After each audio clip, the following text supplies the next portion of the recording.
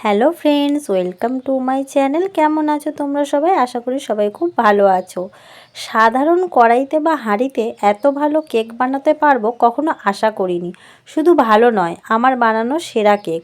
সব দিক থেকে দেখো একদম নিখুঁত। কেকের প্রত্যেকটা উপকরণের মাপ এত ভালোভাবে বলে দিয়েছি, ভবিষ্যতে ভুল হওয়ার কোনো বালাই নেই। যত বড় কেক বানাতে চাইবে বাড়িতে নিজের হাতে বানাতে পারবে। পুরো ভিডিওটা কিন্তু তোমরা মন দিয়ে দেখবে, আশা করছি ভীষণই ভালো লাগবে। এই ধরনের চায়ের কাপ তোমাদের সবার বাড়িতেই থাকে। এই রকম কাপ মেপে দেখালে তোমাদেরও মাপ নিতে সুবিধা হবে। আর তোমাদের কাছে ব্লেন্ডার থাকুক বা মিক্সি থাকুক না থাকুক, পদ্ধতিটা শুধু জানা থাকলে তোমাদের কেকটা সুন্দরভাবে হয়ে যাবে। 1.5 কাপ চিনি মিক্সিতে নিচ্ছি। প্রথমে মিক্সিতে গুঁড়ো করে নেব চিনি। কেক বানানোর দুটো মূল দিক হলো ব্যাটার ঠিকঠাক বানানো আর উনুনের তাপ ঠিক ধরা। আর ব্যাটার বানানোর 50% কাজ আমি কিন্তু মিক্সিতে করব। চিনি গুঁড়ো করার সাথে সাথে কোন কোন উপকরণ কোন সময় দিই তোমরা কিন্তু দেখবে মন দিয়ে। চিনিটা গুঁড়ো হয়ে গেছে, এবার এর মধ্যে 3টে ডিম ফাটিয়ে দেব।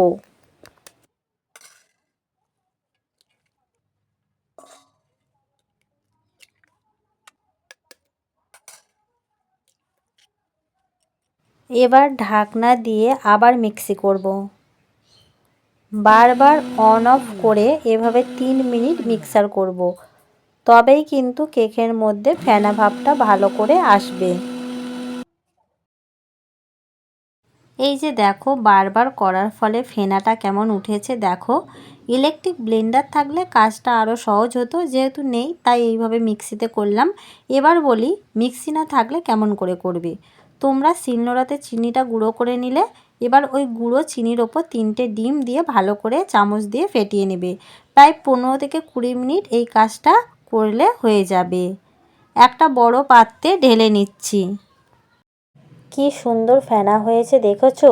যেই কাপে চিনি মাপ করে নিয়েছিলাম ওই কাপে 1.5 কাপ ময়দা নেব। এবার ময়দাটা চালিয়ে নিচ্ছি। তোমাদের কিন্তু অবশ্যই ময়দাটা চালিয়ে নিতে হবে, সে যত ভালোই ময়দা হোক না কেন তাও চালিয়ে নিতে হবে। এবার দিয়ে দেব সাদা তেল, আর তেলটা দেব 1 কাপের চেয়ে একটু কম। এবার 1 মিনিট মতো সব কিছুকে ফেটিয়ে নেব।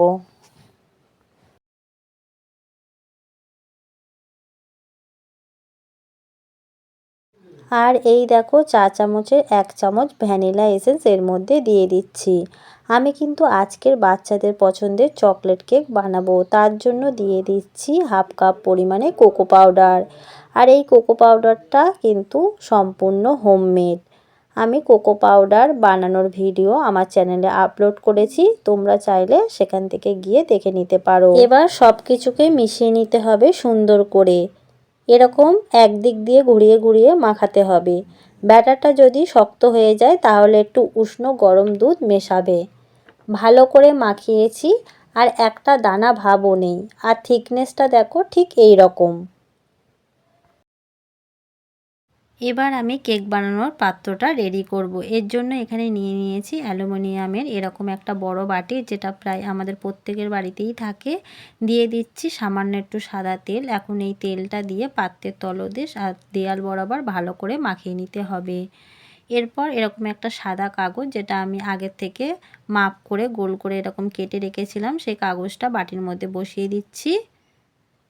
তোমরা চাইলে এখানে বাটার পেপারও ইউজ করতে পারো। কাগজটা সুন্দরভাবে বসিয়ে নেওয়ার পর কাগজের ওপর আরও 1 চামচ সাদা তেল দিয়ে দিচ্ছি। এখন তেলটা কাগজের ওপর ভালোভাবে হাত দিয়ে মাখিয়ে নিতে হবে।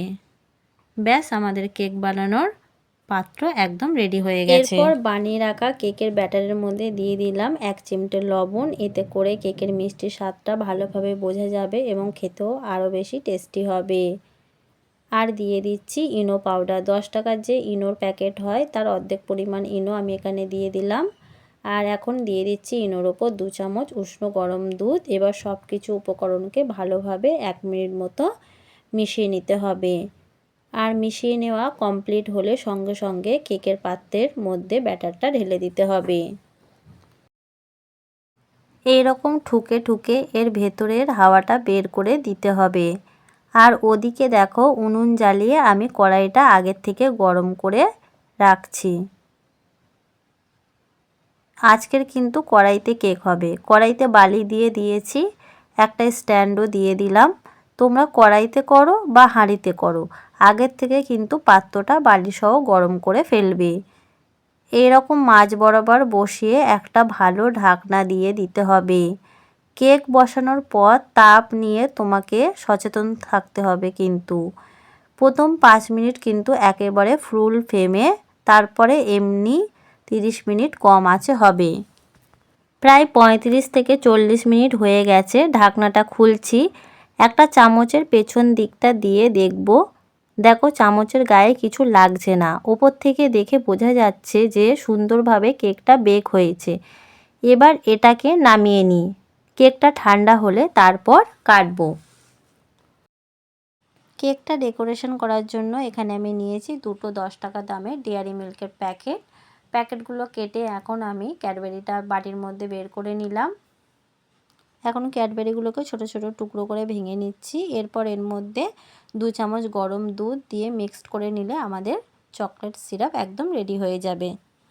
ব্যাটার দিয়েছিলাম অর্ধেকেরও কম, কতটা ফুলেছে আর কি সুন্দর দেখতে হয়েছে। দেখো ধার থেকে দেখো যেমন ফুলে ফেপেছে তেমনি রঙটাও খুব সুন্দর এসেছে।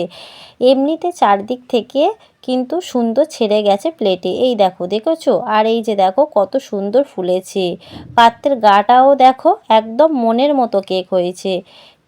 আর এই কেকের মধ্যে এই স্পঞ্জি ভাবটা দেখো, আর কাগজটাও সহজে উঠে যাচ্ছে দেখেছো। পেছন দিকটাও দেখো একটুও পুড়ে যায়নি। যেই মাপে কেকটা করলাম এই মাপে এবার কেকটা ছোট বড় করা যাবে। কেকের এই স্পঞ্জি ভাবটা একবার তোমাদের দেখাই। এই যে দেখেছো, ছেড়ে দিলে আবার জেকে সেই।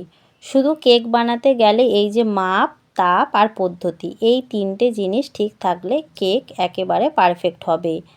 এবার আমি কেকটা সুন্দরভাবে ডেকোরেট করে নেব। একটু আগে যে চকলেট সিরাপ বানিয়ে রেখেছিলাম সেটা এখন চামচে করে নিয়ে কেকের ওপরের পিঠে ভালোভাবে প্রলেপ দিয়ে লাগিয়ে নিচ্ছি। সুন্দরভাবে চকলেট সিরাপ দিয়ে প্রলেপ দিয়ে নিয়েছি। এবার কিছু কাজু বাদাম ছোট ছোট টুকরো করে ভেঙে রেখেছিলাম, সেই কাজু বাদামগুলো ওপর দিয়ে কেকের ওপর এইভাবে করে বসিয়ে দিচ্ছি। দেখো কেকটা কত সুন্দর লাগছে।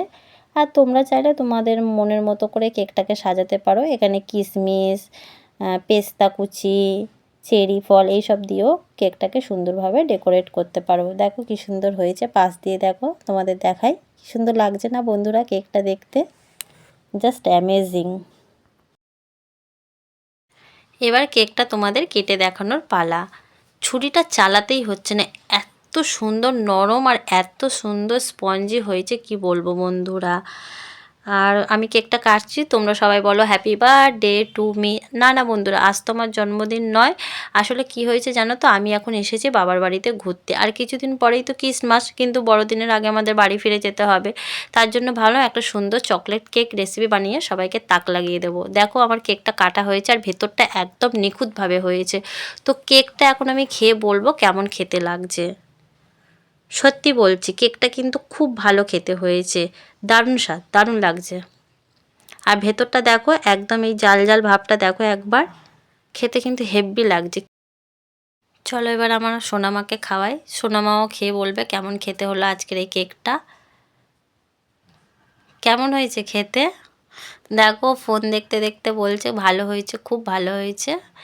তো আমি বললাম তোমার জন্মদিনেও এরকম একটা চকলেট কেক বানাবো? ও বলল হ্যাঁ হ্যাঁ, একদম হেব্বি লাগছে, ফাটাফাটি লাগছে।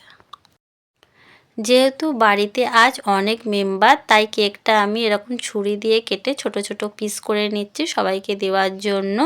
আর জানো তো বন্ধুরা, কেকটা খেয়ে না সবাই খুব ভালো বলেছে, সবাই প্রশংসা করেছে। সবার মতামত তো ভিডিওতে নিতে পারিনি। তোমরা কিন্তু বাড়িতে এভাবে বানিয়ে খাবে, খুব সহজ কিন্তু। একবার দুবার করলে কেক বানানো সত্যিই খুব সহজ, আর বিশেষ করে বাড়িতে এরকম কাপ মেপে করবে, খুবই ভালো হবে। তাহলে ক্রিসমাসের আগে সুন্দর একটা কেক রেসিপি দিলাম। তোমরা চকলেট কেক না করেও এমনি কেকও করতে পারো বাড়িতে, খেতে খুব সুন্দর লাগবে। আর মাপগুলো কিন্তু ঠিক রাখবে, তাহলে একদম পারফেক্ট কেক হবে। সবাই খুব ভালো থাকবে, সুস্থ থাকবে। আজকের মতো টাটা।